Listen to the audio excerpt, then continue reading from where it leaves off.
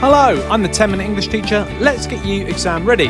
Today we're thinking about question 3 for AQA GCSE English Language Paper 1, and I'm going to be walking through the question with you and telling you exactly what you need to do on the day of the exam. Okay, the reading section takes 1 hour. We've got plenty of time to read the extract, so in the first 15 minutes we're aiming to have read that very carefully and answer question 1. You should be able to do it in less time than that, but it's really important that you read the text at your own pace.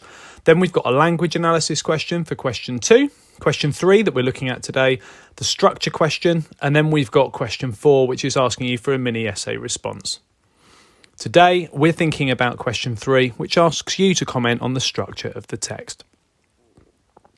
The extract we're using is here in front of you. You can pause the screen and guide yourself through it, read it again.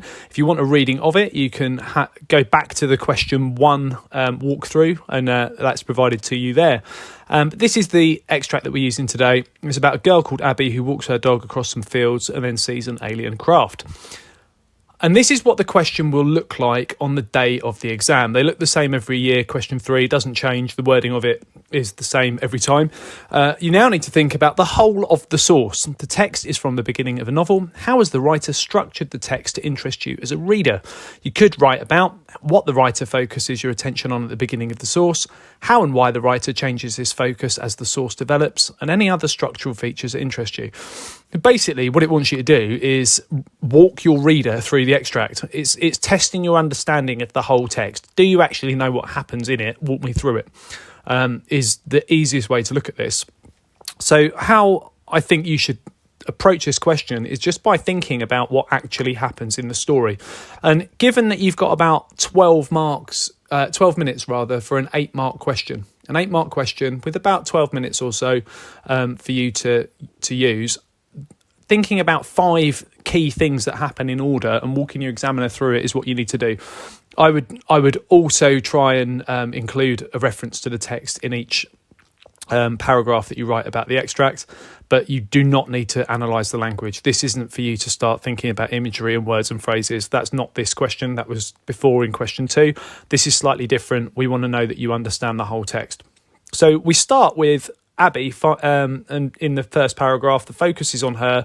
We find out about her responsibility for her dog, and we sympathise with her. She's tired. It's early morning. It's a responsibility for her to have to walk this dog. So that's the first paragraph. So we're going to explain that. That's what our focus is on right at the beginning.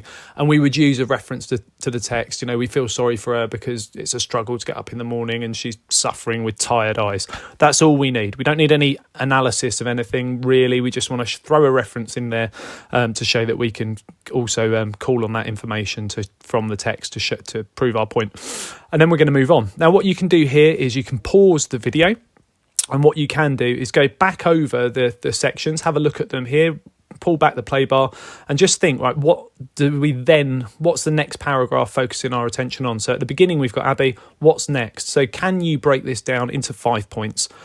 Pause the video here and look back over the extract and think about what 5 key points you'd make about this text and the order of it.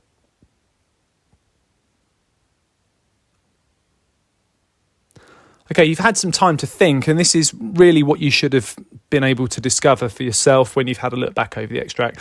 So we find out about Abby and her responsibility for her dog. We sympathise with her. She's got this responsibility that's really challenging for her. And then the next paragraph is Abby leaving the house.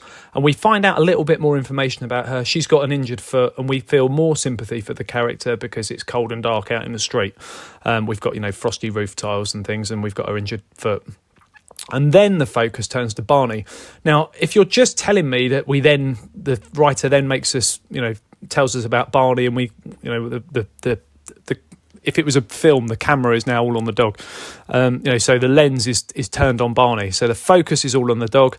That's, getting you the mid marks, mid-range response. But what we're looking for really is for you to think a little bit more cleverly about the extract and what's actually being done here. So by providing a bit of focus on Barney and his happiness and his tail wagging like a flag, it's providing a contrast to Abby, who's got, who's reluctantly on this walk with the dog in the morning.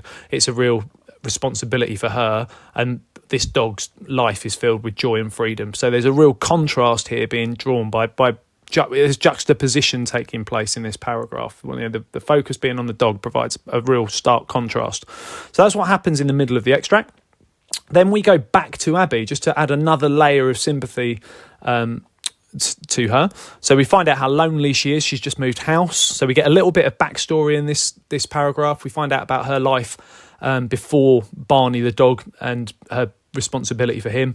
And there's nothing really interesting in her life, we find out, and that she's got quite an ordinary life and she longs for a bit of excitement.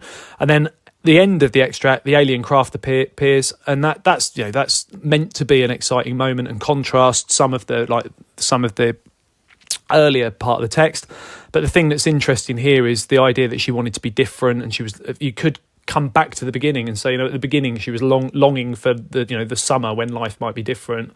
And it's quite interesting that now with this introduction of this craft, her life is clearly very, very different, and something really eventful's happened. And it's almost like the whole extract has led up to this moment, and that's the structure of it. So that's what you need to explore. So maybe in your response, 12 minutes, you've got 5 paragraphs that explore exactly what happens in the text with a reference from the text from each. Here's an example of a model response. One thing that you might spot on the day of the examination is something that we call a cyclic structure, where an idea is brought back from the very beginning of the extract. Now in this one you could focus on the idea of sort of tired eyes at the beginning, and then an familiar circumstance, setting and routine, and then at the end we come to this idea of we've got this image of them both staring wide-eyed at this craft. So it sort of comes back to some ideas from the very beginning. You'll find that a lot of the extracts that are chosen by the examiner have a sort of idea that's introduced at the very beginning that's revisited at the end of the extract. So here's a model response for you to have a look at. This would be a top-down response where we're sort of really showing that we understand how it works as a whole text. So the final part of the extract focuses our attention on the alien craft. That's what the ending's about. And then we've got an alien craft. But this is where we take that further. This is quite an interesting twist because it's a shared experience for Abby and Barney, and the writer had previously used the structure of the extract to contrast them. The noise of the craft is heard only by her and Barney, and this brings them closer together. This section of the text is also effective because the paragraph before focused on how Abby had nothing to report about her new life. So I've shown there that I really understand why this is an interesting moment in the text because of the way the rest of the text has led up to this point. And I've used some evidence there. I haven't needed to analyse the language, but I've brought some evidence from the text in, which is exactly what you need to do on the day of the examination. And if you do that, you'll have 8 marks. Okay, check out the other videos on my channel. I'll continue to add content. Feel free to ask for something you'd like to see me cover in the comments section.